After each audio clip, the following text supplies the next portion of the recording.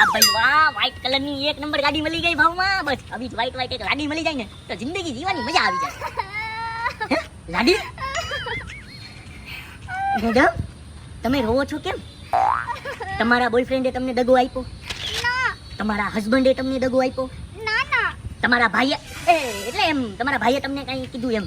ના ના તો તમે આટલું બધું રોવો છો કેમ? Tip tip tip tip tip tip. હું આ એડ્રેસ ગોતું છું, મને મળતું નથી. ઓહો હો હો, એક એડ્રેસ હાટું આટલા બધા આંસુ બહાવવાના, આટલા બધા? હે, હા ક્યાં બતાવો, કયું એડ્રેસ છે જરી? ગિરનારના પેલા પગથિયાની બાજુમાં આવેલું રાઈટ સાઈડનું ઝાડ. જોયું છે તમે? અરે જોયું જોઈને હવે આ ભવનાથનું ગિરનારનું વાત કરીએ છીએ હવે. ઈ તો જોયું જોઈને હવે બહુ મસ્ત છે હો.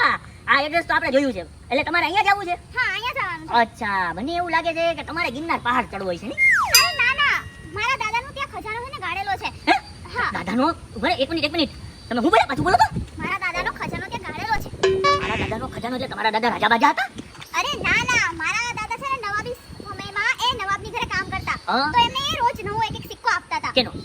સોનાનો. ઓહ અચ્છા, સોનાનો સિક્કો. વાહ હા. ભાઈ વાહ. તો એમને છે ને પહાડ ચડવાનો બહુ શોખ હતો. અચ્છા, તો પહાડ ચડવાનો શોખ, સોનાનો સિક્કો, રાજાની આ કામ, આ બધું શું છે? મતલબ આમ મને આમ ક્લિયર કરશો?